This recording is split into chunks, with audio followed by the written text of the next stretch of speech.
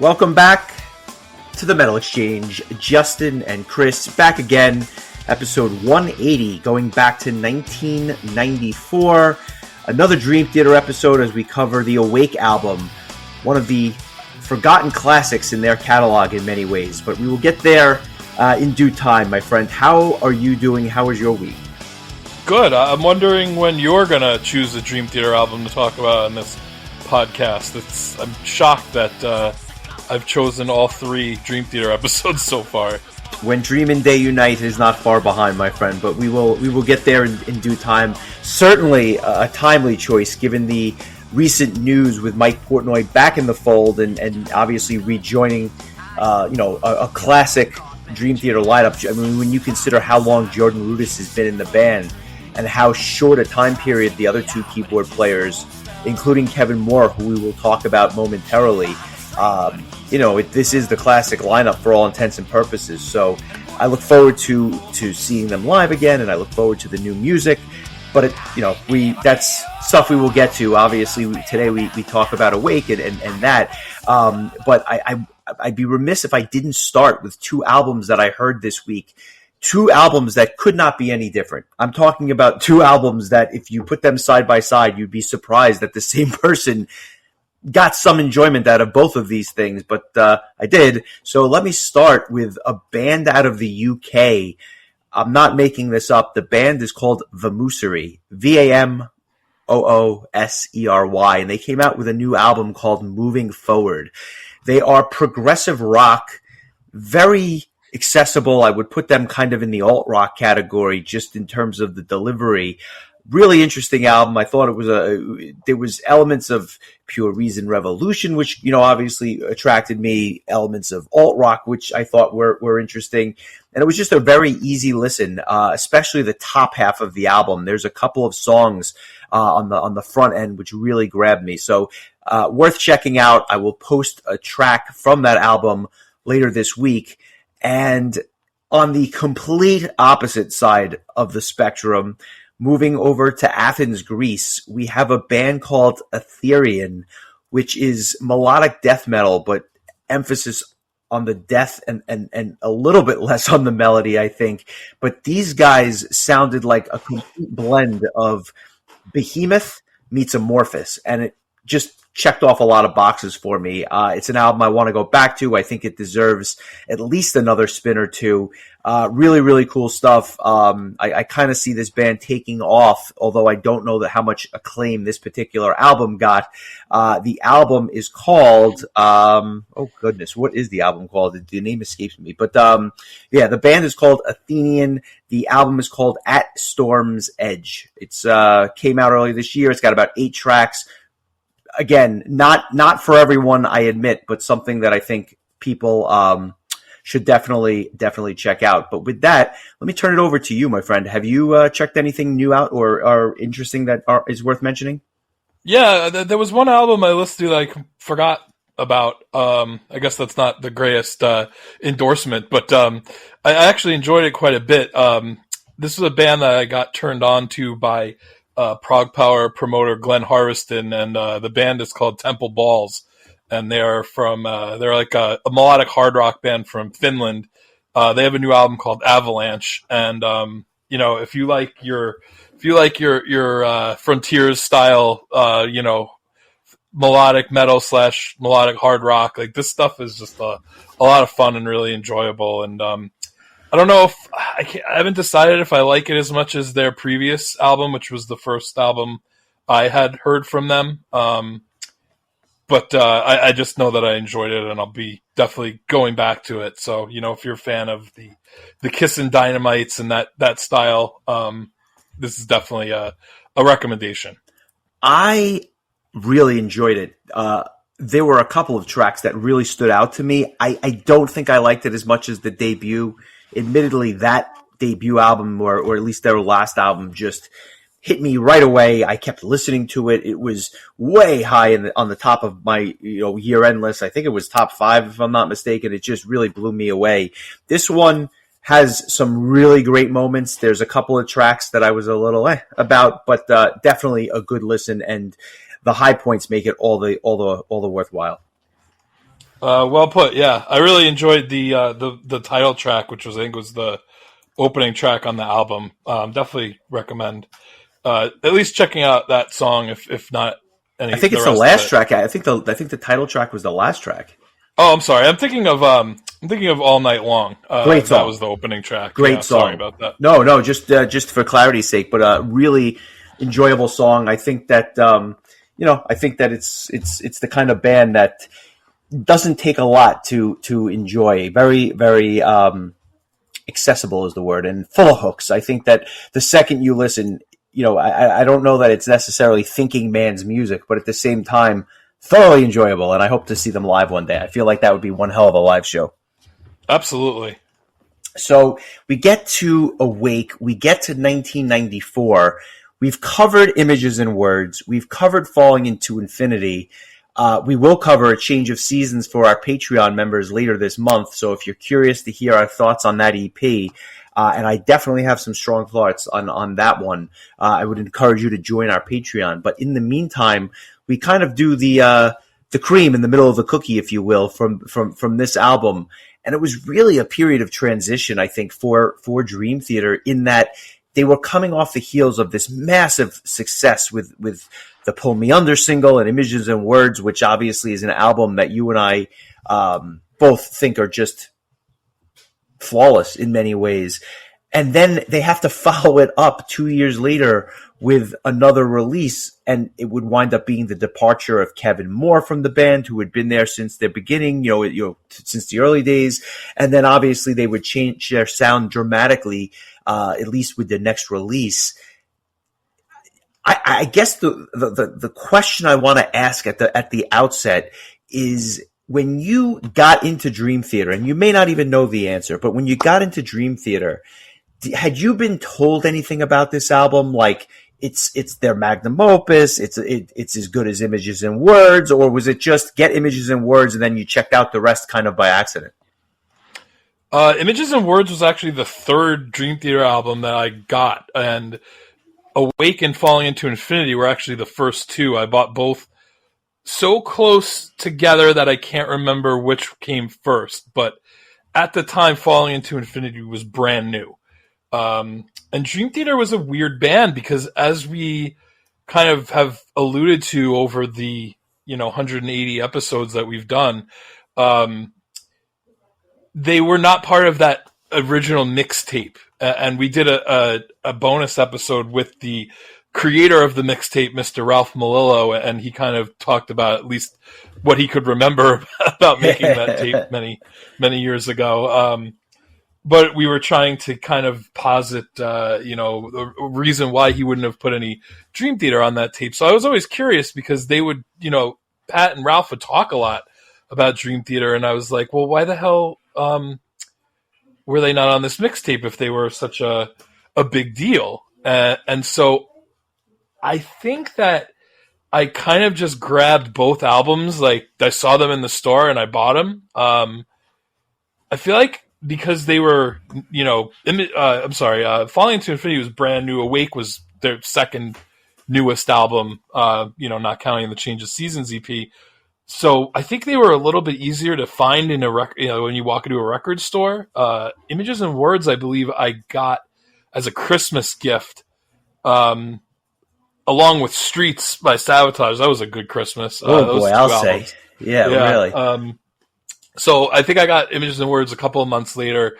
I think when I had told Pat that I had gotten Fallen into Infinity and Awake, he was like, well, you really should get Images and Words too, because that really is like the album. But to be honest, I don't really remember listening to Awake a lot when I first had it. It was like kind of over the years that it kind of slowly crept into my consciousness, or my stream of consciousness, if you will. But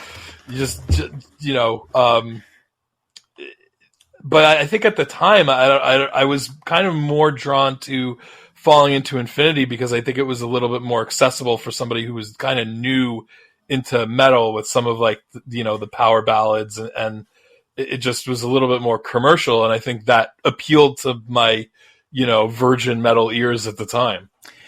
You couldn't have picked up two more divergent albums. You know what I'm saying? Like, I mean, in other words, not that Falling into Infinity doesn't have its moments, but by and large, Awake is such a dark release and such a heavy release. Not every song, of course. We'll get to those outliers, if you will, but it just has such a different feel, in my opinion, than Falling into Infinity, which would just come out 3 years later. I can't imagine putting in both and thinking, oh my God, it's the same band, because it sounds like two completely different eras. You would think that they were 20 years apart in many ways. It's wild. And again, not that all I mean, even when you look at the album art, like the classic Dream Theater logo is not even on the Falling into Infinity artwork. Like, it might as well have been two different bands. For sure. And, like I said, the band was touring incessantly for the Images and Words tour, which was a massive success. And then it's time to get back in the studio. So they wind up beginning to write the album in February of 94. It lasts for about 2 months. For those that don't know, there are a bunch of demo recordings that were released by the band. So you can actually listen to all of these songs in a rather complete demo format, which is kind of cool. But, they get into the studio, they start, writing this stuff and recording this stuff. And apparently, it was just one problem after another. The band was at each other's throats. There was a lot of infighting, and it would ultimately, at least in part, be the cause of Kevin Moore's departure from the band. And obviously Derek Sherinian would take over for the A Change of Seasons EP, which would come out a year later, and obviously the subsequent tour. But this really did mark a tremendous pivot for the band. And it's interesting because they would never reunite with Kevin Moore. It was like lost to time. There was never any, they went their separate ways. Obviously he became very successful in his own career, and that was just the end of this era of Dream Theater. But we have this massive, and when I say massive, I don't just mean in terms of length. It's a 75-minute album, but it was a massively successful release for the band. This was the highest ranked, the highest charting Dream Theater album. They wouldn't see the kind of success until 2007 with Systematic Chaos. That peaked at 19. Awake peaked at 32 on the Billboard charts. And for those that are listening that don't know, the Billboard charts are the measure of how many album sales you have. And 32 on the US Billboard charts, especially in 1994, is a lot of units moved. Can you imagine looking at that chart and seeing like Dookie and Smash and Awake like all on the same list? It couldn't be more different, but in many ways, there are some, hear me out, there's some grungy, dark, dirty elements to this album, which kind of makes sense. It was really timely in that regard. And I think if they would have come out with Scenes from a Memory in 1994, I don't think it would have done nearly as well as it did, 4 or 5 years later. Yeah. I feel like the timing for this was really quite perfect, because I think that it really provided a really nice counterpoint to Images and Words. Because I think that, we'll talk about scores at the end, but I think that this is a very worthy follow-up, but they didn't, repeat the formula. And I think that that's a really impressive thing, because we're talking about their second and third albums ever. And they, rather than them trying to just make another Images and Words style album, I feel like they went a little bit different, they went heavier, they went a little bit darker, and it works. Like, it really works. Like, this is not like a Pink Bubbles Go Ape or Chameleon situation, as we talked about with Halloween, where they were trying to, placate a label or whatever it was they were trying to do. This happens to be one of those situations where like the tension between the personnel seemed to really create a positive product at the end of the day. I agree with you. It's just interesting to me because when you talk about the great Dream Theater albums with a lot of fans, they go to Images and Words, they talk about scenes. A lot of people will talk about some of the newer material in different fashions. I don't know how you can talk about the great Dream Theater albums. And I don't mean the great, but I mean like the completely revolutionary top of the heap Dream Theater albums and not include this one. To me, this completes the trifecta for me, with 6 Degrees of Inner Turbulence one small notch behind these three. Like, to me, those were their best albums. And I like Falling into Infinity. I'm not ashamed to admit that. But compared to Awake, it's two different bands. Like I mentioned, it's just two different products. But what I'm curious about is whether or not this album, not whether it held up for you. I know you obviously probably enjoyed it this week, but was it better than you potentially remembered it going back all these years? And I say that because there was a period where I had listened to Images and Words so much that I actually became habitually addicted to Awake because it was my alternative to Images, which I didn't want to hear anymore. So I played this album.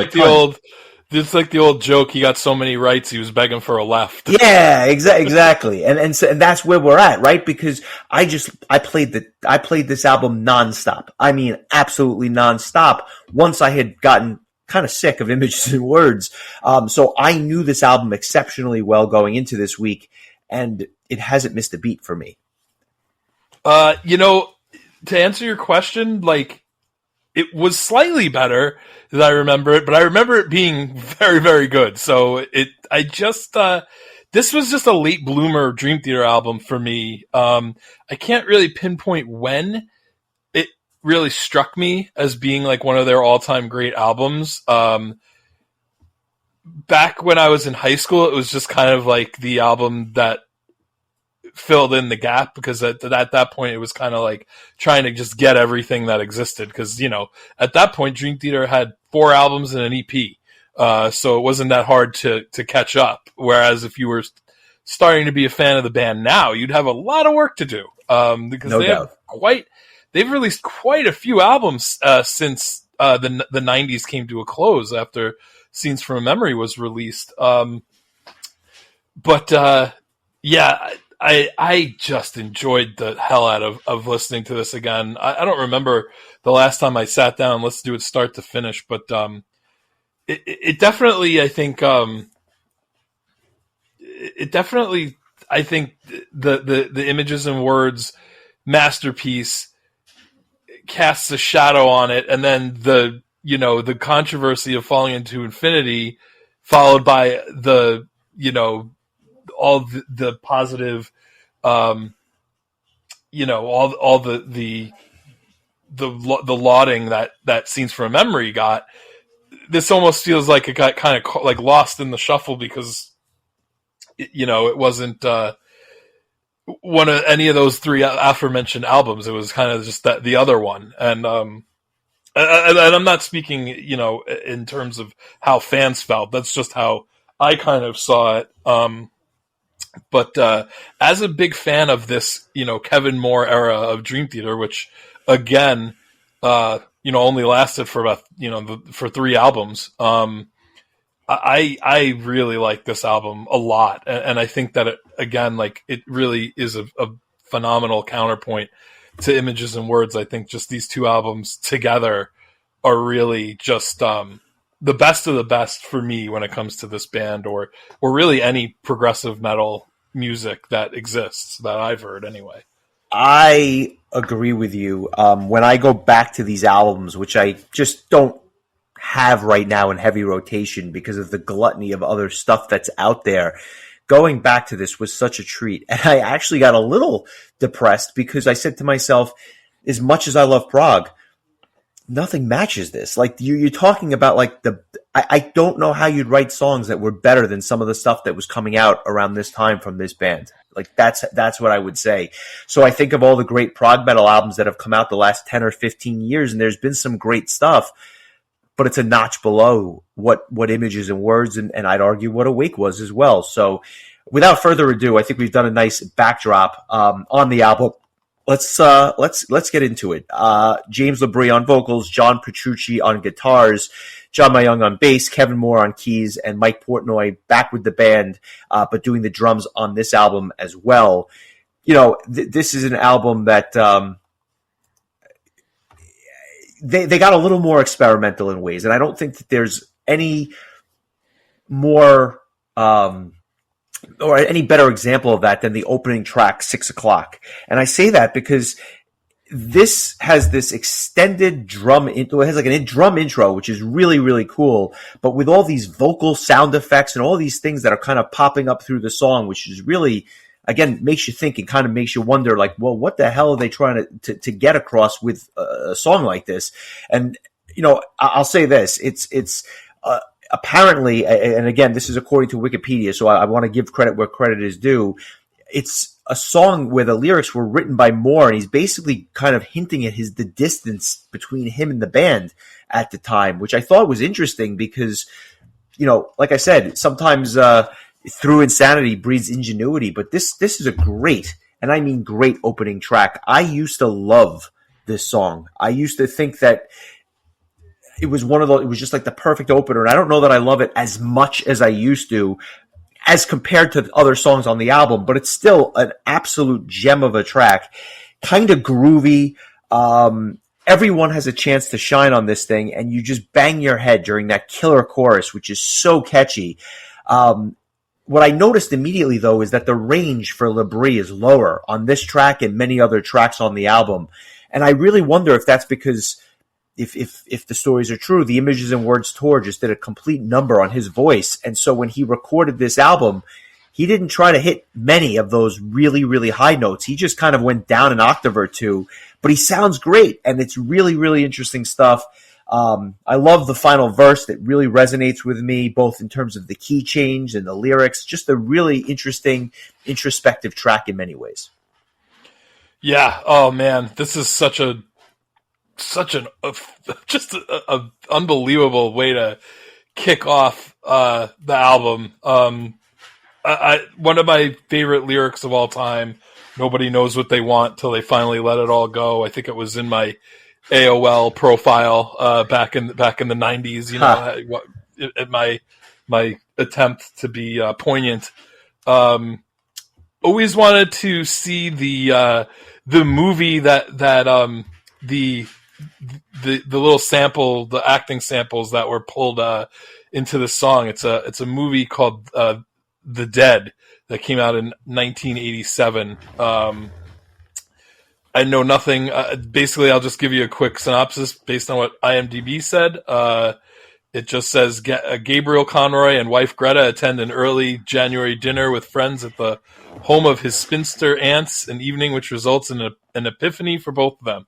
So, interesting.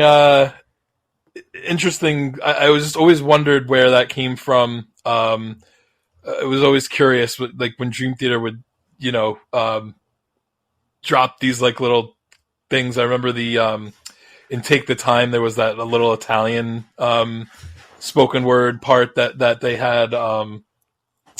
Interesting stuff, but yeah, you know, this song is you know, one of those songs where like there's soft parts, there's heavy parts. I agree with you. I love you know, Labrie. I give Labrie a lot of flack because I just think that he's a pretty rough sounding live singer these days. But I mean, like, this is like prime. You know, I love his studio voice back then. Like, his vocals were so unique and it fit this band so perfectly. And just everything is just kicks ass about this song. Like, you know, you have some of the best musicians in the world. Labrie in his prime. Like, it's just, it all comes together. Every instrument gets a chance to shine.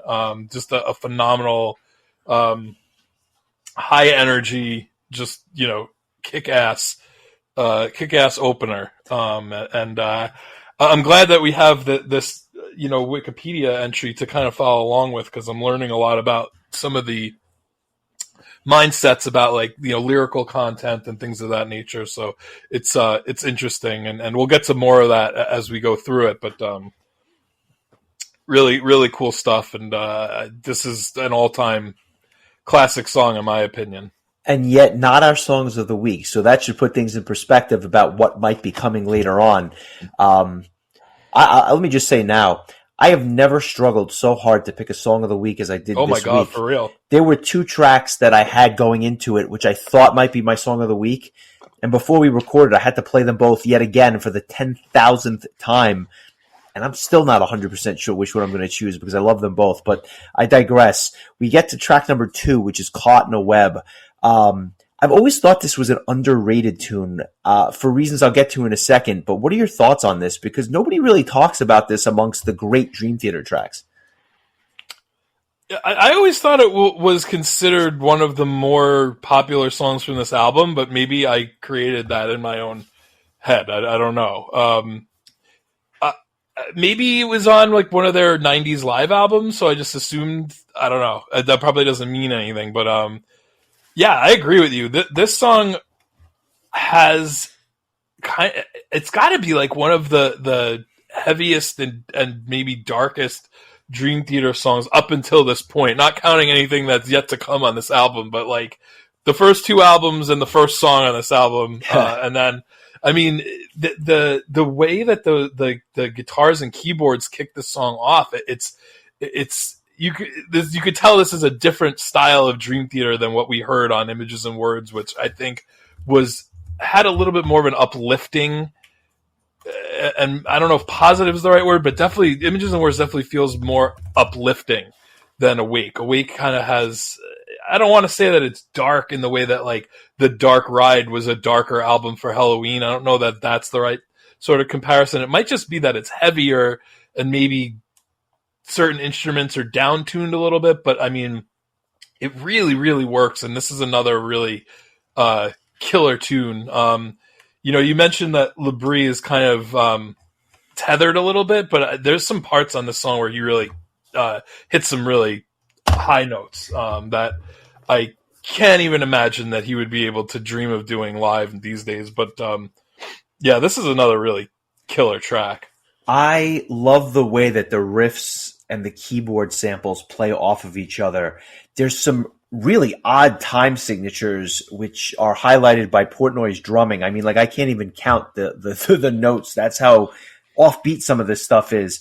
But yeah, like Labrie does sound great here. I admit, I think it's one of his better vocal performances on the album. I mean, he sounds angry but effective and still so melodic. There's an extended instrumental section where every single song is on full display, and let's not gloss over the production on this thing. The production on this album is fantastic, and unlike Images, John Myung is a little bit higher up in the mix. You can really hear the bass in a lot of the different spots on this album. Great stuff, and I always found the keys to be very haunting. I mean, like really, really dark and haunting in many ways. There is a song I wanted to post this week from the band Suncaged. They do a cover of this song, and it is spectacular, but it is not on YouTube. So I think maybe I'll have to put it on YouTube so that we can play it for our Sunday Select or something like that, because that is how great that particular cover is, and it's worth hearing. Yeah, I remember having that MP3 back way, way, way back in the day. Like that was like one of the first MP3s I think I had. So yeah, that's really interesting. And I'm sure I mentioned this when we did Images and Words. I thought Images and Words had a very strong production. I think the production on this album is even slightly better. And for the reasons that you had mentioned, I just think that it there's more of a cohesion of the band on a whole. It feels that way, and it looks as if they had a different producer on this album. It was John Purdell and Dwayne Barron, and they had produced Ozzy's No More Tears album a couple years earlier. Apparently, the band had a difficult relationship with David Prater, who was the Images and Words producer, and they had a better experience with Purdell and Barron. So that might have something to do with a little bit of the production change between those 2 albums. And as far as the lyrical content, James Labrie, I believe, was James Labrie and John Petrucci co-wrote the lyrics. All the songs musically are credited to the band as a whole, but there's lyrical credits given. And Labrie, in an interview, said that Caught in a Web is about a protagonist that has finally determined to live the way they want after being told by society that they have to live their life a certain way. He says it deals with a person it's not male or female, it could be either, and it's a person who has suppressed their feelings for so long, has finally had enough of it, and feels that the only way they can really live life to its fullest is to live from the inside out. And that's basically what this person has come to terms with, and they're sick of society inducements, and they feel the only way they can go on with life is to live it the way they feel is the truth. And I feel like Dream Theater has like so many songs that has this kind of message with, yeah, with a lot I of their lyrics. completely agree with you. But like I said, it just really, really, really deep, introspective, but fantastic. And that brings us to Innocence Faded, which is the third track. This is a song that I like. However, I always felt that it was kind of an outlier on this album, and it sounds like they were kind of trying to get on the radio with this song, and I don't know why. It's not even so much that it's a ballad or it has ballad-like tendencies. It's just that even though it reminds me of a power ballad, it's not in the vein of Silent Man or some of the stuff that we'll talk about later. It's just, I don't know, kind of whimsical, and I would always be upset when I heard this song live, ironically enough, because when they were going to play something off of Awake, I prayed that it wasn't that track. And sometimes this would be the only track they would play from the album. And it's not a bad song. I actually like it, but I just think that there are better tracks on the album. And it's almost a victim of being on this album with some other all-time great Dream Theater songs. Yeah, I think I might like this song a little bit more than you do. I've always been a fan of it, and I think that it kind of it creates a nice balance after these two like really heavy tracks. This one's a little bit lighter. I agree. It's not really what you wouldn't really consider it a ballad. It's kind of it's like a nice song. You know, it doesn't have as much angst to it, although lyrically, Petrucci wrote the lyrics to the song in reference to his deteriorating relationship with Kevin Moore, because they were old friends that went like way back, and Moore's departure from the band I think affected Petrucci maybe more than anybody else. But it's kind of like when the some of the feelings come alive through the music. But you're gonna laugh at me for remembering this. This is just my insane memory sometimes, but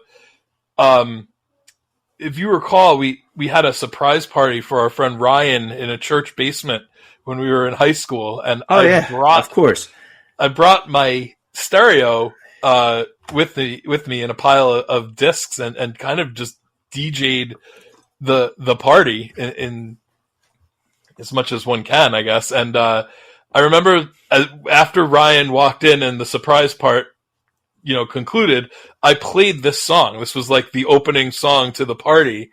And I don't know why. It just seemed like it was the right, and it kind of has like this like happy sitcom kind of like just nice, again, the lyrics not so much, but like the song itself is very light compared to the rest of the album. But I like that, I especially because it goes back to the kind of darker tones with Erotomania and the songs that follow. But this is nice, and again, like there's some more of the Labrie doing some more of the higher parts on the album. Yeah, I like this song. I would be pretty pumped if they played it live, just because I don't know that I've ever heard them play it live in the handful of times that I've seen the band play. Well, again, maybe it's a victim of circumstance, because the three tracks that come after it, known as the A Mind Beside Itself trilogy, strap in. You're about to go on quite the journey here. The band basically penned three tracks that in many ways couldn't be any more different from one another. Erotomania, which is an extended ballad. Voices, which is nothing short of an absolute epic song. And then The Silent Man, which is the consummate acoustic guitar-laden ballad. But it forms this trilogy. And We'll start with Erotomania, and I'll say this. I have vivid memories of seeing this song live when they filmed the live Scenes from New York DVD. And when they played this song, I remember I was at the height of my Dream Theater fandom, and I remember saying to myself, if they're playing this and they begin to play the rest of that suite, I'm going to absolutely mark out. And they did. And it was like, this is after they've played all of Scenes from a Memory. They've played an entire montage from the back catalog with Metropolis Part 1, Acid Rain, the Liquid Tension cover, Another Day with Jay Beckenstein on sax. So I'm like losing my mind. And then all of a sudden they start playing Erotomania. I'm like, holy smokes, there's no way they're going to play all three parts of this suite. And then they did. And then they played Learning to Live. And then they played A Change of Seasons, and to this day, it's the best show I've ever seen because I lost my mind as a major Dream Theater fan. They basically played everything that you could want to hear. But this instrumental, while frenetic, every single instrument is on full display. It zigs, it zags, it does everything. And I just think that what's so cool is that you actually hear bits of Voices and the Silent Man kind of baked into this track in different spots. Just a great, great instrumental track, which we don't rave about often, but this one is worth noting. It's fantastic. Yeah, I love the just those like 70s-esque keyboard chords that are playing. The keys are incredible on this, and because it's an instrumental track, you really get to hear those keys shine in maybe a way that it hasn't so far on the album because there's just so much other stuff going on. What it made me think of, the kind of the way that the song kind of previews the Silent Man. It reminds me of what Dream Theater would do on Scenes from a Memory, in like Overture 1928, where it would kind of be like a prelude to themes that would be heard later on in the album. I feel like this was kind of Dream Theater's first crack at story building, I guess, in a musical sort of way of kind of like musically previewing something later in the album. And I love that part of the song where you hear that theme from the Silent Man. Really, really interesting stuff. Portnoy, in an interview, said that Erotomania was written off the cuff as a bit of a joke and parody, which is really quite interesting. The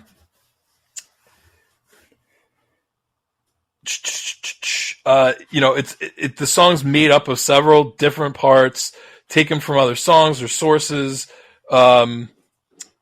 A section that was originally cut from Pull Me Under was used in shaping the song, so that's really interesting. And it goes right into Voices. Like I can't really imagine hearing this song and then it not hearing Voices immediately afterwards. It just would be so jarring. Yeah, and they, even though they sound nothing alike, they are made for each other. It's like, again, like almost like the prelude to what Voices is. I have some strong thoughts on Voices, but I want to ask you, when you hear Voices, and this is not a song for the faint of heart, it deals with the topic of mental illness. I believe Petrucci wrote the lyrics to this one. It's dealing with issues like schizophrenia, similar disorders to that, and then also the whole, use of religion and how that kind of plays into mental disorders in certain ways. This is not a short track by any means. This is an epic track. It's just under 10 minutes. What are your thoughts on this one?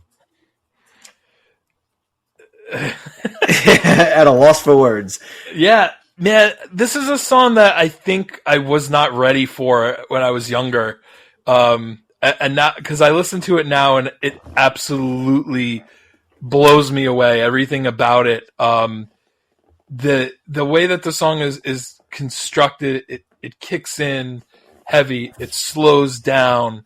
It's probably Labrie's best vocal performance on the entire album. It's a 9-minute just ride. I have a feeling might be your song of the week. It's my song of the week, so we might we might be sharing one. I don't know, but this week especially, just in a situation where choosing a song of the week was so damn hard on this album, this song really blew my socks off. Especially I played it today, and I was just like, "Good goddamn!" Like this really is maybe one of the best Dream Theater songs ever. Just incredible, and does not wear out its welcome, as Dream Theater does also well on Images and Words with their 8 to 9 minute songs are some of their best things. Pull Me Under, Take the Time, Metropolis Part 1, Learning to Live, which is like 12 or 13 minutes long. They don't overstay their welcome at all with this song either. I just think this song is unbelievable. So yeah, those are my thoughts. Let's give it a listen, and then I'll weigh in. Here is Dream Theater's Voices. So I'll choose to wait inside my room.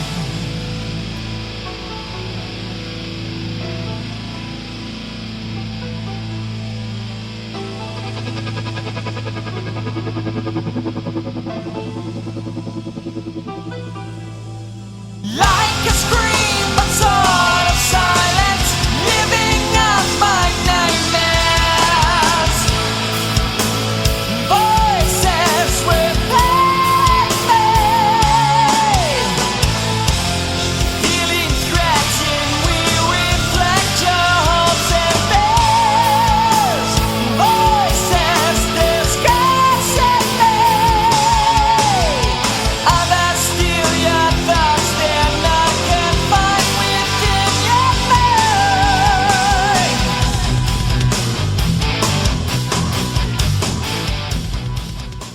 I am so happy that you picked this song. As I mentioned earlier, I had narrowed it down to 2 tracks. This was absolutely one of those tracks. There was another. Had you picked something else, I think I would have broken the rules and picked 2 tracks of the week. That's how hard it is for me to choose between this and one other track. You've made my job incredibly easy, so thank you. This, for my money, is a top 10 Dream Theater song. Maybe top 5. That's how good this song is. It is dark. It is brooding. It is infectiously catchy. And every time I was on the subway yesterday, I was going to Madison Square Garden to a basketball game, and I had this on. It's not like I don't know the song, but I was like singing to myself on the subway. I'm like, I'm going to get mugged or shot or something. I didn't know what was going to happen, but like I was drawing I just couldn't control myself. The song was on, and I just was singing along to now I wasn't singing out loud, but I was like mouthing the words. And then I started air drumming. I'm like, what the hell is wrong with me? But you just get so consumed by a track like this. You have these soft verses contrasted with this heavy, heavy chorus. Perfect combo. And if I was going to make a Dream Theater set, a 2-hour set of Dream Theater songs, kind of like we did for the Patreon folks with our Savatage set, this would undoubtedly be in that set. That might need to be a 3-hour set list, I think. How the hell do you narrow down a Dream Theater set to 2 hours? That would be. You play 4 songs. I know. I mean, I would probably have, 6 Degrees of Inner Turbulence, so that knocks out 42 minutes of the set right there. Speaking of which, I think that is something we should do for a bonus episode at some point. But yeah, I mean, this song is the bridge. Even there's multiple bridges on this song. They're heavy, they're pointed, and they really help drive this thing along with such an epic build throughout. And then it caps off with this beautiful guitar solo that like literally speaks to you. It's almost like he's using the guitar to tell you a story. This song's an 11 out of 10 any day of the week. I'm so happy that you picked it. And I don't think that it was a song that you probably would have picked going into the week, so that makes it even more joyful for me. No, I honestly didn't. I didn't have a clue what I was going to pick, but I didn't think it would be this. It's just there were a couple of songs on this album that really took me by surprise this week. I always knew I liked them all, but this was one of them where I was like, oh, I think I like this a lot more than I originally had thought. just really good. There's even some parts where they did some layered vocals with Labrie doing like high and low at the same Yes. time, which I think you'd hear more of that on Falling into Infinity. And that's what it kind of reminded me of, that almost like a preview of that. Yeah, just a really outstanding song. I'm glad that you're going to choose something else, because it's always nice when there's more to listen to and more to share. But go ahead. It was a toss up for me. It really was. But had you not picked this one, I would have been glad to pick this one. And then, we pivot so dramatically with The Silent Man, the end of the trilogy. It is the first really true ballad on the album. And I always said to myself, if I ever learned how to play the guitar, I'd probably start with this song, because it's just so clean, that acoustic guitar sound. And Labrie sounds great because he really doesn't try to push the envelope here. He just stays within himself, and it's quite frankly beautiful. I think it's the best ballad on the album. I know some people might argue the last track, which we'll get to, is the best, but to me, this is the best ballad on the album. The orchestration really pops, especially during the instrumental section, and it always reminded me of Silent Lucidity by Queensryche with a mix of Tesla's acoustic album built in. I actually saw that somebody else made that comparison on Wikipedia, and I laughed because I've been saying that, but they took the words out of my mouth. What are your thoughts on The Silent Man? Just to avoid like there being a debate over best ballad, I wouldn't consider Space Divest as much of a ballad as I would a dirge. But we'll talk about that when we get there. But this has always been, and I talk about, especially in my teenage days, my predilection towards softer ballads and stuff in this area. And I've always loved this song. And I don't know if you knew this, but when I was living with Brian, he learned how to play this on guitar, and I would sing along to it. And it was, I don't know if anybody ever actually witnessed it, but it was something I remember doing with Brian that I really enjoyed. And Brian learned it fairly quickly, which was I would love impressive. to hear that. I would love to hear that. But yeah, just a beautiful. Well, my voice has probably gone the same direction as Labrie's over the years, so I don't know that you'd want to hear it now. But I just think this is just a really nice song. Again, more lyrics about like kind of communication breakdowns. Labrie in an interview said, "We feel that we have to play certain roles when around one of our parents, and we never really get to know the real person. I'm lucky that I behave with my own father like I would a friend. We can joke around and go for a beer." So that's kind of an interesting lyrical note about that song, but it's just a really nice song. And it just goes to show you that like Dream Theater is not just about being heavy. They can write a really nice, just, chill acoustic, just a rock ballad. It's a really lovely tune. And it caps off an incredible, trilogy of songs. That's, I think when I was younger, I never really thought of it as a trilogy because I always liked The Silent Man so much in and of itself. And Erotomania was like a instrumental, so I didn't really look at it as a trilogy. But now I do. I think it adds more gravity to all three songs. When it's part of this one big, suite, if you will. I think that makes perfect sense. I think that when you listen to each of these tracks, not only in the trilogy, but on the album, I feel like every track has so much character and personality, and they all sound so completely different. As the next track, I think, is a great example, The Mirror. This track is heavy, and it should be. I mean, this is Portnoy's first lyrical contribution to the album, and it's about his battle with alcoholism and something that he would come back to in terms of theme later on. I had no idea that this rooted back as far as it did for him. Because we know about the 12-step suite and everything that went into that, and that began with The Glass Prison, which was on 6 Degrees, which came out in 2001. This is 7 years prior.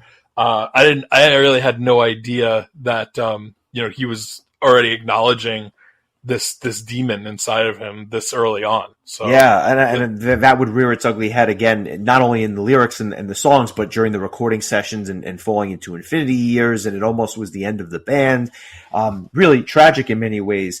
But every time I hear this song, I keep saying to myself, this is what I wish Train of Thought, the album, would have sounded like. They were going for a heavier edge on that album. They said they were trying to make it their most metal album, and that's all well and good. There are 2 songs on that album, and when we cover it, I'll tell you what they are, but there are 2 songs on Train of Thought which I absolutely adore, and I think the rest is kind of trash, and I don't like the album because they were almost like trying too hard. Trash is not the right word. A bad Dream Theater song is better than most other bands' great songs, but still, for me, it didn't resonate like a lot of the other stuff would. This is the heavy Dream Theater I want to hear. To Play the Mirror, Play Lie, I love it. But this is a phenomenal song that used to be a tremendous favorite of mine. I think I've cooled a touch on it, but it's faster in spots. It slows down in other spots to more of a mid-paced tune. Some unbelievable drumming during the bridge. I mean, just some unbelievable drumming. And the instrumental section is just a Kevin Moore special in many ways. Great song. This, he even does a little nod to Space Divest during the solo. Just a phenomenal tune. And, if you're in a good mood, this might make you want to throw a chair or something. But, I think that speaks to the strength of the song. Back when I was still, so new to the metal scene, this song, this riff, I remember, just tore right through me. It was so memorable, like just the way that this song started, the guitar riff with those haunting keyboards played over it. I mean, this song was the one that really immediately stood out to me when I first heard this album. It's just a tour de force of just this almost like, Transylvanian Castlevania, like just it's dark, and it should be based on what it's about. But man, this song really really rocks, and I agree. I think I don't like it quite as much as I did when I was a kid, and I think that's only because I like everything else so much more than I used to, that it almost kind of it stays where it is while everything else is lifted. That's right. But still, like an incredible experience. And then the much like they did with Pull Me Under, the song just ends in such an abrupt fashion and just kicks right into Lie. If you weren't paying attention, you might not even realize that another song had started, because there's not even a second of a pause in between the 2 tracks. No, and Lie is somehow just even more upbeat, but with another killer riff at the beginning of the song. Like, it's kind of constructed somewhat similarly at the beginning. I remember seeing the music video as a kid and just being like, wow, this song is really not conducive to a music video, because they spliced the thing up so much that it just kind of took away from the experience. Yeah, weren't they like standing on a bridge or something? Yeah, something like that. That's my recollection of it anyway. Yeah, just not my favorite video, but the song has grown on me tremendously. I don't think it really stood out to me when I was a kid, but I love it now. It has this groovy, almost like funky quality to it, with catchy verses, a catchy chorus. One of the best on the album, arguably. I mean, it's not outstanding, but at the same time, it's just so catchy, and it just stays in your head. Another one that you just can't help but sing along to. And one of the things I love the most about this song is how the verses so quickly transition into the chorus. I mean, without a wasted breath, there's no guitar noodling. It's just right into from the verses to the chorus. And I always thought that transition was so cool without the delay. And this really kind of mellow, chilled out bridge, which takes the whole thing down a notch before we get into Lifting Shadows, which is, for all intents and purposes, another ballad. Yeah, really well put. I really like the James LaBrie like angry vocal that he does. Much better than Russell Allen, I have to say. Like, he just seems a little just like pissed off. He's Canadian. he's Canadian, so he's slightly peeved. Like he's not really, angry, because but it really works here. Cause he definitely seems a bit more flowery on Images and Words. Oh, for sure. And this really works for him, especially because if he's trying to reduce the amount of high notes that he's doing, this actually works as a really solid replacement for that, because he definitely does break it out, here and there with the high notes. Just, you don't want to Keep him honest. Yeah, you don't want to completely like bail out on that signature sound, but this works really well too. This is just a really like rockin' tune, and I love the Kevin Moore's keyboards just have this kind of Deep Purple-esque kind of 70s, classic rock, classic prog rock kind of vibe to it that I think that the band never really recaptured after he left. And God, Jordan Rudess is a friggin' machine. But I've always been a little bit more drawn, as short as it was, to the Kevin Moore era of Dream Theater. I think it was a little bit more understated, but it worked without being kind of in your face. And I think this song is a perfect example of that, because it's almost like these amazing kind of creepy organ 70s, ELP, Deep Purple, that kind of stuff. It just really works with everything else that's going on. But this is another song that I think I ended up liking a lot more as I got older. It just I don't know. This is like the mature fans' Dream Theater album, I guess. I don't know. It just really it resonates with me a lot more as an adult than it did when I was younger. I totally get that. Do you have the same thoughts about Lifting Shadows, which is the next tune? Because this one, not my favorite. I'll be honest with you. I know it was originally began as a poem and 2 chords that Young kind of brought to the band, and then from there they kind of worked a song around it. Not my favorite one on the album. I think it's better than I remembered it, or I should say better than I used to give it credit for. But it's not my favorite. The guitars and the keys have this like spacey quality to it, and here too, lots of orchestration, which was different than stuff that had come from the band previously. I think the instrumental section is fantastic, and overall, it's not a bad song. It's not voices, and it's not some of the stuff that would come after this. This is probably my least favorite song on the album, but I agree.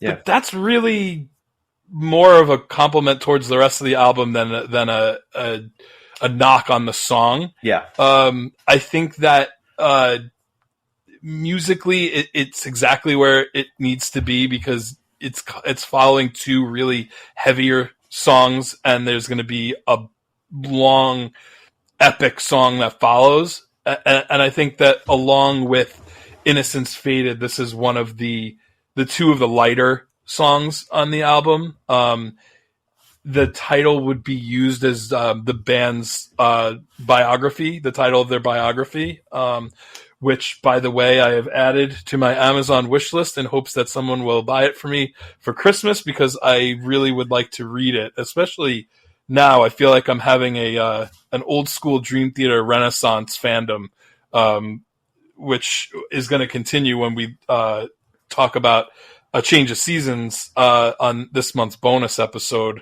for you Patreon subscribers out there. But the song's definitely better than I remember it being, but it's just it's solid. It's solid mixed, in between like a bunch of 9s and 10s. It's like a 7 or an 8. So it I guess that's the only thing that it suffers from. But it's kind of spacey, it's kind of airy, but it's a nice tune. I think it's a nice break from all of the darkness and heaviness. And it's good. I think that if they had to leave one song off the album, this might be the one, but then I feel like the album might not have flowed the same way. And I think that you kind of need a palate cleanser in between Lie and Scarred. So it's, fair point. And again, not a bad song. Just I think we're nitpicking at this point, just based on the strength of the rest of the album. Not least of which is Scarred. If it wasn't Voices, this is my other track of the week, track of the month, track of the year. This, for my money, is the most underrated Dream Theater song in their entire catalog. That's how much esteem I hold this song in. It is a gem. Let's give it a listen, and then I'll come back with a little story about this song and why, part of the reason why I love it so much. Not Scared. Maybe I leave my head alone. What if the rest of the world was hopelessly drowning in vain? Where would our self-pity run? Suddenly everyone cares. Love heal me, fear change me, grief will always save me. Blood swearing, fear staring, conviction fade away. Give up on misery, turn your back on dissent, leave that distrust behind. Wash your hands of regret. So, I want to go back to a story about this song. I had gotten tickets to see Dream Theater at a club in New York City in January of 2002. It's BB King's, for those that are familiar with the old venue in Times Square. And when they announced this show, it was on the cusp of 6 Degrees of Inner Turbulence coming out. But I had been given a promo copy of 6 Degrees. It was the first promo copy I had ever received of anything by somebody working in the industry who just knew I was a complete Dream Theater mark and handed me the album. So I had been fortunate enough to hear a lot of this album in advance of that particular show. And because I didn't know what to expect at this particular concert, they wound up, it was a snowy day. I remember standing outside in the snow waiting for the show to start. And then all of a sudden they come on stage and they start playing The Glass Prison, which made a lot of sense because, you know, they were touring for this album. But in the back of my head, I was saying to myself, I don't know if they're going to play all of 6 Degrees or if they're going to play some stuff from the back catalog. You just didn't know. This wasn't a tour. It was kind of a one-off show. And the next thing you know, after The Glass Prison end, they go into Under a Glass Moon, and then they go into Scarred. And I just completely lost my mind because I had never heard this song live. And they wound up finishing this Scarred epic by playing the grand finale of 2112 as like the closing part of Scarred. In a club that held like 400 people. And then the show would go off from there. It was bananas. And I say that because this song has always resonated with me and I'll never forget that particular performance. I just remember marking out like crazy. This song has beautiful verses, a powerful chorus, and it kind of gets heavy as you kind of get through this thing, and it has a different feel than The Mirror, but it's heavy in its own right. Love the lyrics and the changes of pace here. To me, this is like prog metal at its absolute finest. And it actually reminds me in many of ways of what Haken would become, especially during the instrumental section. I feel like Haken borrows heavily from what the instrumental section of this song sounds like. Perfect song. And for whatever reason, I feel like it doesn't get the same due as some of the songs like Metropolis or even Voices in many regards.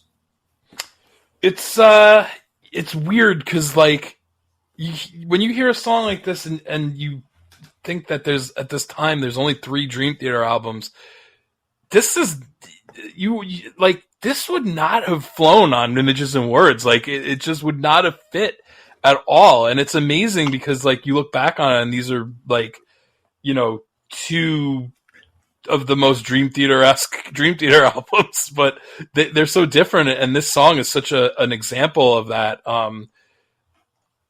but it's everything that makes this album such a great, and I'll use the word again that I used earlier, counterpoint to Images and Words. This really just phenomenal 1-2 punch of albums.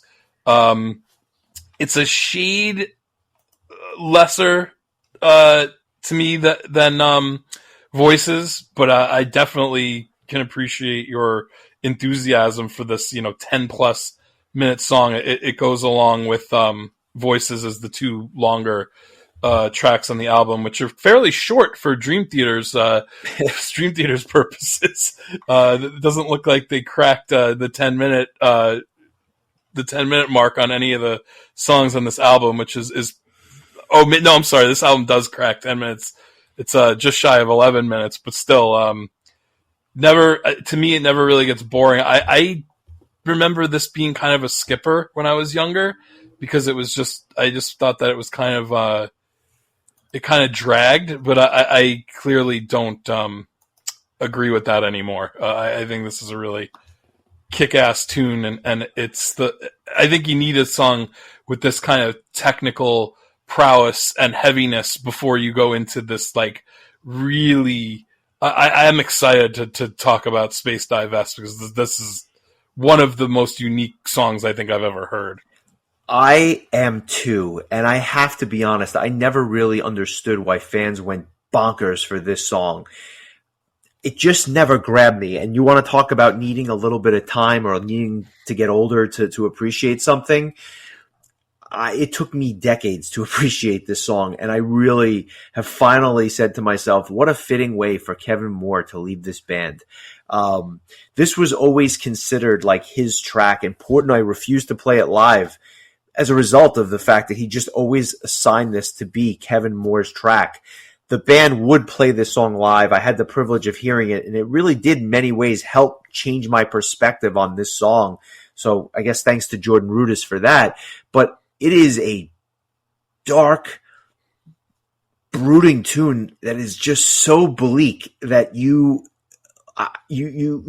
can't listen to this song and just be happy. Like, you have to be depressed when you hear this song, but like, it's really powerful, and it's just a really interesting way to close out this long journey in many ways, because this is not a short album by any means. It is, you get your money's worth when you bought this disc. Absolutely. And I mean, it's pretty much this, you always do when it comes to Dream Theater.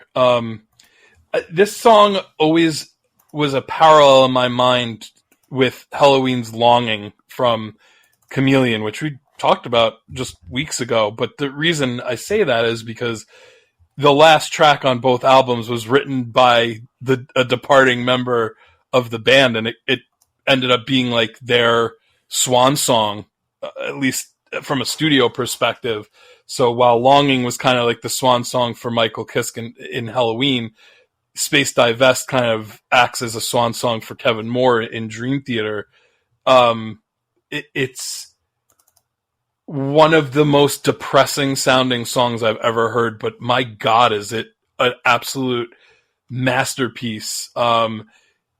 And it fits on this album of songs that are a little bit on the darker side when compared to Images and Words.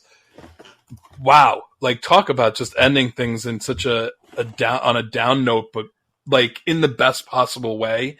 I can't imagine this album ending with any other song. And it really, it just really, like, I think it really puts an exclamation point on Kevin Moore's time with this band.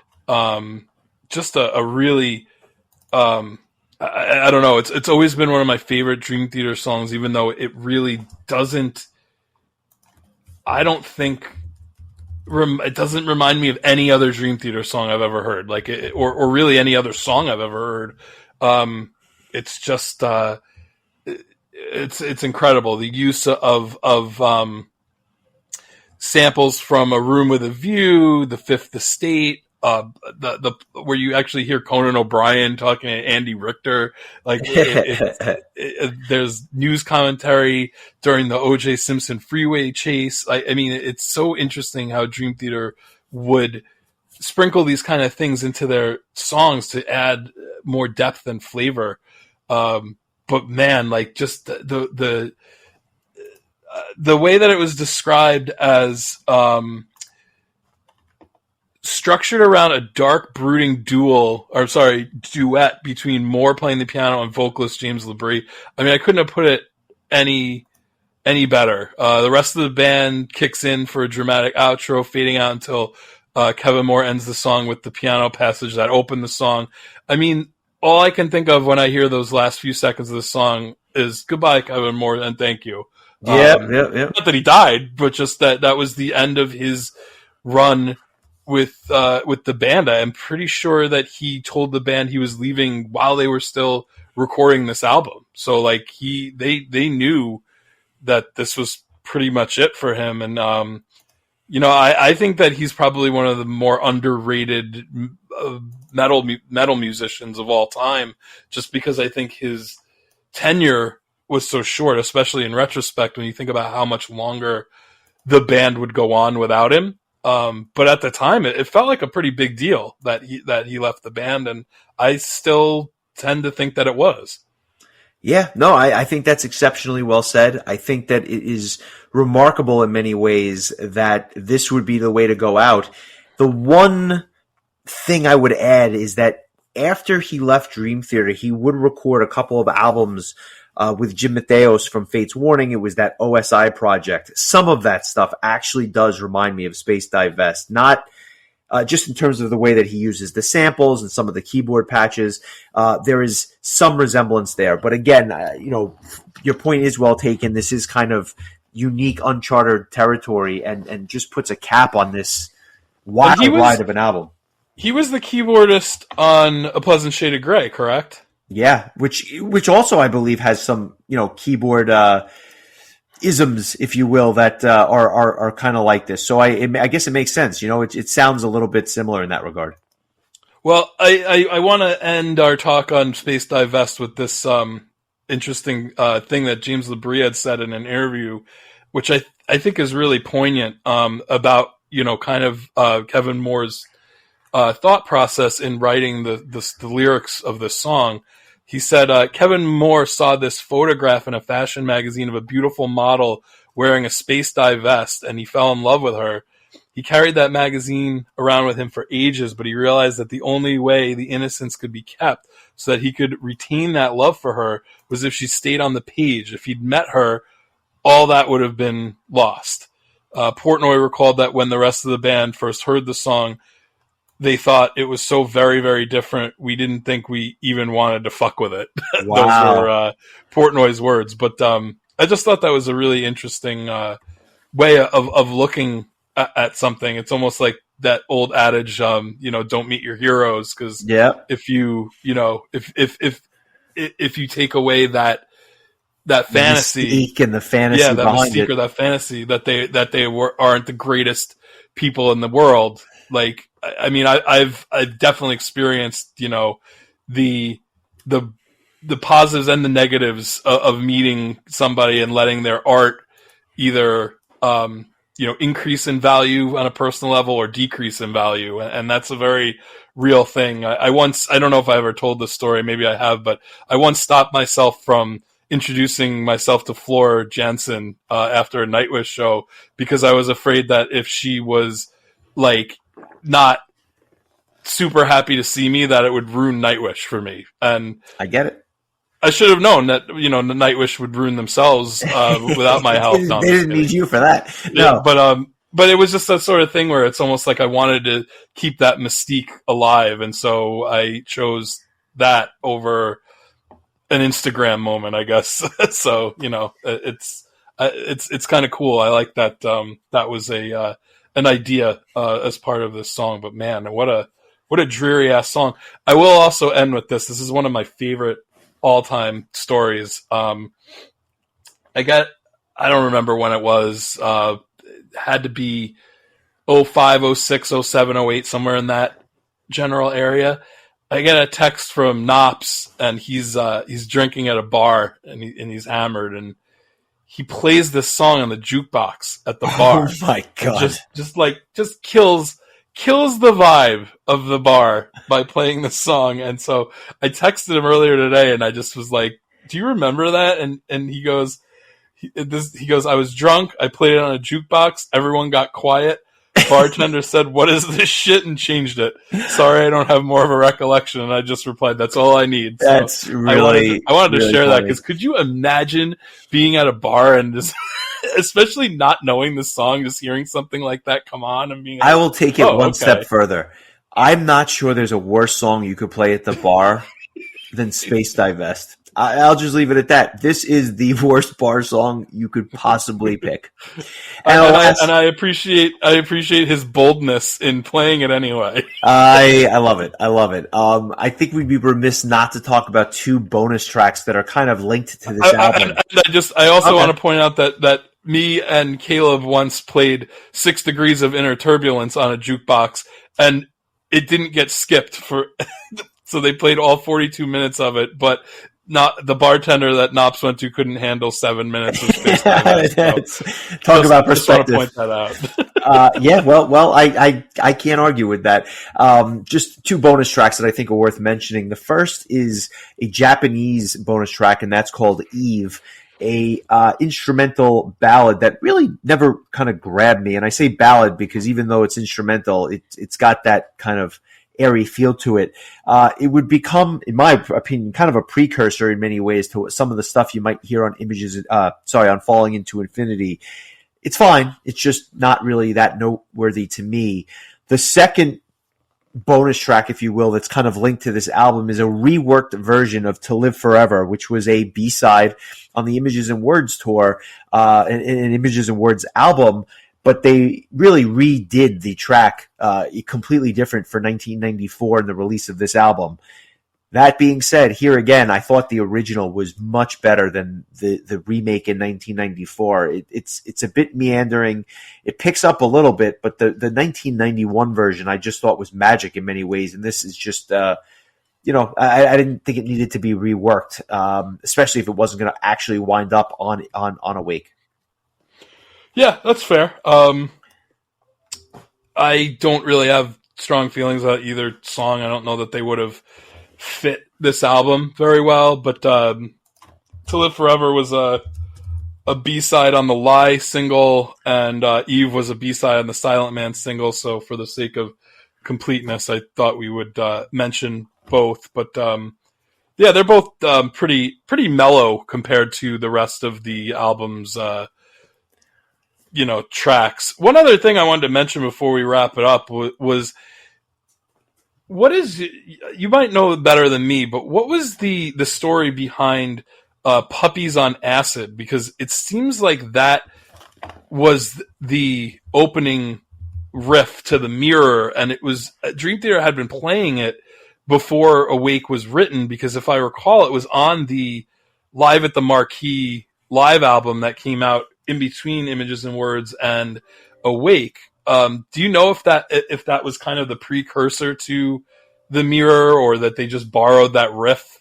I just always thought that was interesting. That it's because I remember getting that once in a lifetime live album that came out after Falling Into Infinity, and I remember looking at the track list and I was like, "What the hell is Puppies on Acid?" And then I turn it on and it's the opening riff to The Mirror, but then the rest of the song doesn't play. So I was just curious if you had any insight on that. So on the Images and Words tour, they did this jam many shows, and it was called Puppies on Acid, and it was basically Petrucci on a 6-string guitar playing this, jam, and it ultimately was reworked for a 7-string guitar, and that was essentially what The Mirror would ultimately become. So it was a reworked version of that one piece of the song, which led to the entire song as you know it on Awake. That's my understanding anyway.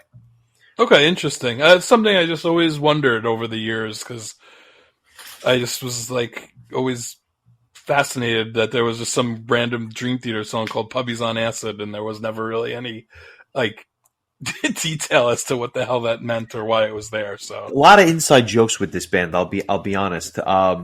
But yeah, scale of 1 to 10. What are you giving this as we take this stroll back nearly 30 years? oh man, this might even be harder than choosing a song of the week. We both gave Images and Words a 10, which is pretty rarefied air. I think we've only ever both given an album a 10 3 times, maybe 4. Definitely 4 at the absolute most. And Images and Words was one of those. Man, I don't know if I can give this one a 10 also, but it's pretty damn close. I'm gonna give it a 9.625. Okay, I laugh just because fractions are our friends, and I do prefer I do like decimals. I wanted to give the album a 10, and I think that the high points are about as high as you can get for music, but there are some songs that are just not even 9s, that I think they're like less than 9, so I have to dock it a little bit. But you also, like I said, have 2 tracks that I think are among the best the band has ever made. So for me, I'm going to give it a 9.75, just a shade shy of a perfect score.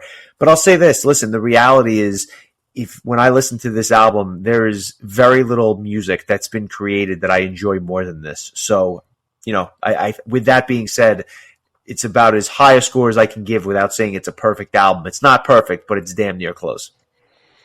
Well, that gives us a average of a 9.688 out of 10. So, I mean, at least for us collectively, it doesn't really get too much higher than that outside of a couple of pairs of 10s that we've given over, this is our 180th episode. Granted, not every episode has been an album, but then there's also been episodes that had numerous albums. So, 180 albums, give or take. Only 3 or 4 are getting 2 10s. I'm sure it'll happen again someday, but yeah, this is up there for me. Probably my 3 favorite Dream Theater albums, along with Scenes from a Memory and Images and Words.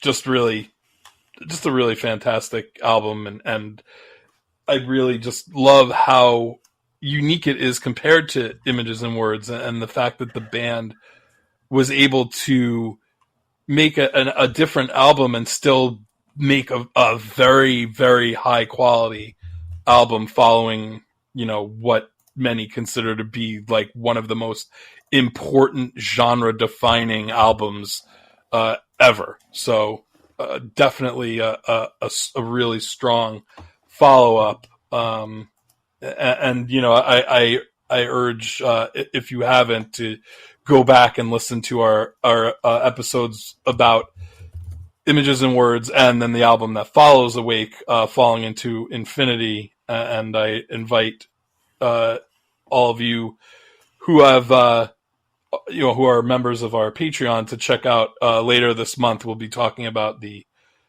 Change of Seasons EP. Along with the cool live tracks that were added as kind of an addition to that 20+ minute song. But yeah, this was an absolute joy. I love when going back and listening to albums like this that they just make me so happy. So yeah, great stuff. Yeah, totally. I'm with you there. Thank you for picking it. I think it was not that it was overdue, but it was certainly timely, and I definitely enjoyed going back to it. Before I get into our pick for next week, I would be remiss not to mention just a ton of tours that were announced this week. Caligula's Horse, the Australian prog metal band, has announced their North American tour. For those that are a fan of the band, you may recall that they had announced a tour just prior to the start of COVID, and obviously that was put on ice, but they finally are doing a make good. They are starting the tour January 31st in Washington, D.C., wrapping up February 19th in San Diego. So they're doing a run of shows all throughout the United States and dipping into Canada as well. So good luck to them. Definitely a band, we've talked about here on the podcast. With Earthside. Yeah, with Earthside. That is absolutely correct. So a tour I am looking forward to. They are playing New York City the day after I get back from 70,000 Tons. So not the easiest one to get to, but a show that would be fun to see. We'll definitely take stock of that. Actually, I stand corrected. I believe the tour ends in Vancouver on the 25th. So they actually are doing a longer run of shows than I expected, including a stop in Hawthorne, New Jersey, which I have no idea where that is, but I may have to find out because it may just work out a little bit better in terms of timing for me. So we'll see. We'll see what happens there. Judas Priest going back on tour with Sabaton next spring, starting in Wallingford, Connecticut on April 18th, ending in Syracuse on May 22nd. It's funny, the other day I was talking about Judas Priest and I was saying how I've never seen them live. I would really like to go see them. And they're playing with Sabaton, so it's kind of a cool show. Not really anywhere that close to me, but we'll consider taking a little trip for that one. And finally, Pantera and Lamb of God going out for a run of shows in February, starting in Sunrise, Florida on the 3rd of February, ending in Quebec City on the 27th. Playing Madison Square Garden, which I just found to be quite the venue for those guys, especially at this point in their career. So one other tour worth mentioning, Ailstorm going back on tour in the U.S. with Elven King for a run of shows in March and April, but kind of playing a lot of B-level markets as far as the U.S. goes. New York, not on there. Chicago, not on there. Los Angeles, not on there, so they're playing a lot of smaller cities, which is cool. I hope they draw well in every venue that they decide to play. Yeah. I mean, it's always good. You always see like people are always, especially bands like Halloween where they're only doing a handful of shows and they pick the main cities, and you have people that are like, in Albuquerque, New Mexico, saying like, why doesn't anybody ever come here? Well, sometimes it's nice when bands do so. So that's cool, and freaking really interesting to see Judas Priest and Sabaton playing in Syracuse. So, I don't know if I will be living here still by then, but if so, I that might be something worth checking out, along with the Armored Saint headline show in Rochester. Kind of cool to see some of the bands make their way up to upstate New York, because you don't tend to see too much up here, unfortunately. So good stuff. And with that, we get to next week. And, taking a little stroll down memory lane, we have obviously talked about Anthrax here on the show. It's a kind of a recurring bit here. Don't worry, I'm not choosing another Anthrax album yet. We've covered Metallica by both request, and I think we actually picked one of their albums as well. Certainly covered Megadeth, and I remember enjoying the Rust in Peace episode, but we have not covered anything by the last of the big four. So I think that it is time to do another thrash album. I will spare you because the one I chose is less than half an hour. So it's a very digestible 10-song album, but the band is Slayer. The album is Rain and Blood from 1986. There's a lot to talk about when it comes to this album, not only in terms of the album itself, but the label, how they got picked up for this particular album, and a lot of interesting little tidbits that I think are worth noting, and a band that I don't think you're too familiar with, if I'm not mistaken.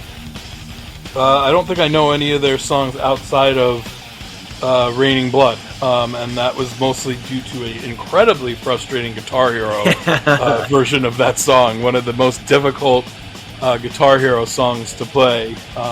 But yeah, that's the only song that I really know. So I'm glad you chose this band, because I am woefully ignorant about their entire catalog. So I don't think you'll be giving it a 9.6, but at the same time, I think it's definitely worth noting, and definitely an album that we should be covering. So to that end, that will be next week.